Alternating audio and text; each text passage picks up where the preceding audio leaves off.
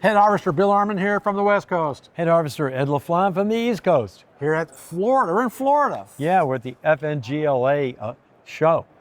Boy, you know how to spell that pretty good. I do. It's called the Florida Landscape Show. And we're here in Orlando. And boy, we're learning a lot. Gave 3 talks, had a great time. Today's topic, though, for you is one of our favorite topics.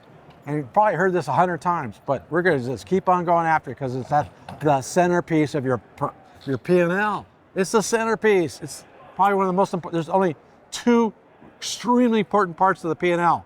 And the first one is sales. Yes. You got to have the revenue to generate gross profit or gross margin. So what the heck is gross margin, Harvester Ed? Well, gross margin is the money that's left after you get the job done. Oh, It's really simple. Okay. And you know, folks, we've polled audiences of how many people are using gross margin as key indicators or on their profit and loss statements. And you know what? There's like less than 5%. wow. That's incredible. That's true. It's really important to understand that. Yeah. So what is it though? What is gross margin? What's the cost that's generated? Well, it's labor. Workforce, Yep. labor, yeah. Your labor burden, that's Social Security, federal and state unemployment, and workers' compensation. Yeah. The materials. Materials. And any equipment you might have to rent to do the job. Specialized equipment. Right, For that. that's it. Not just normal equipment like your trucks or gas. No. Not supervision. No. None of that. Not the no, rent. No. None of that. No. So it's just No gasoline. So workforce, Right. payroll Burden. taxes, Yep.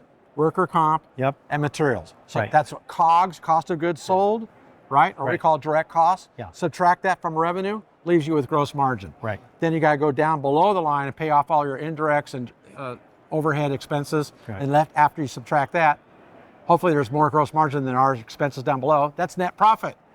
Right. So today we're going to talk about, we see people have low gross margins. Once we decide what they are and work with people, their margins are pretty low. They're usually in the 30s, 35, 36% on average is what we discover when we first meet our customer.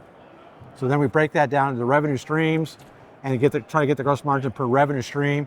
But we found out there's basically 5 ways to either mess up your gross margin or make it better. You could probably mess it up with all 5 if you mess them up. You can mess up your gross margin just messing up on one of the things.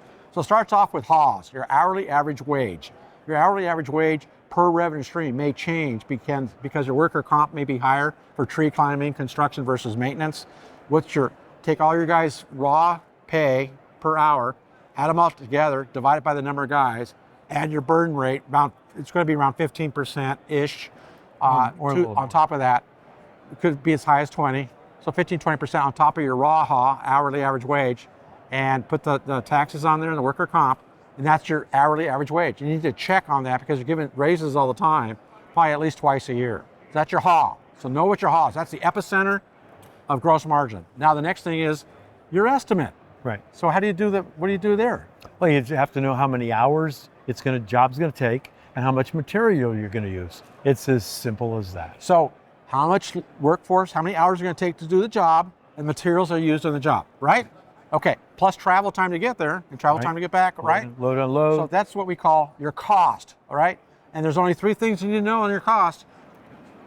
Well, Or your estimate, you know your cost. Second one is, Know your cost. what's the third one, Ed? You have to know your cost. So to do a great estimate, know your cost. Right. Now you know your cost, now you got to figure out how to mark it up and price it. There's different ways to do that, depending what percentage you're shooting for on your gross margin, and there's a whole deal on that.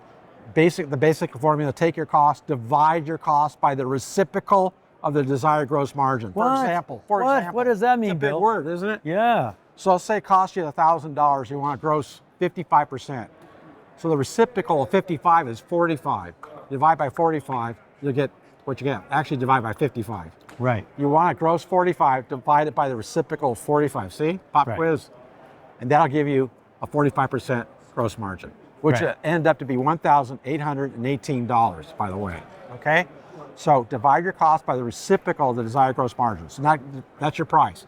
And you may have different margins for different sizes of jobs and different types of jobs, different strategy of getting a job. Yeah, different departments get different gross margins. So the next one, What's after that? You gotta go out and do the job. Oh, you have to You execute. gotta execute Yeah. according to how many hours you budgeted. Right, Right? right. So that's the hardest part, I think, is the execution of the job Yeah. according with what you estimate the costs are going to be. Right? Yeah, yeah. So your people need to know how many hours in the morning. They need to know how many hours the job is going to take that day. If it's a big job, then you have to break it down into phases so they know how many hours it's supposed to take. Then you need to take those hours and compare them to the actual hours that you bid for the job. Then you can close in on it, because you could make a mistake in the estimate, and then you're going to screw up your gross margin, or the estimate could be perfect, but they mess up on the job when they execute it, and you're going to screw up your gross margin. So, yeah, it's a touch and go. There's 4, and the final one's renewals on your maintenance contracts, or even price increases on your construction. Just to keep the same cost, you got to go back and look at your cost all the time, because the materials have been going up quite a bit, right? Yeah. And so you make adjustments on that. So on renewals, getting contracts renewed, and then any cost adjustments for construction site jobs. Right. So there they are. Know your HAWs, get your estimate, estimate how many HAWs you're going to be using and the materials, right? Right. Then you got to mark it up to get to the price that you're going to charge.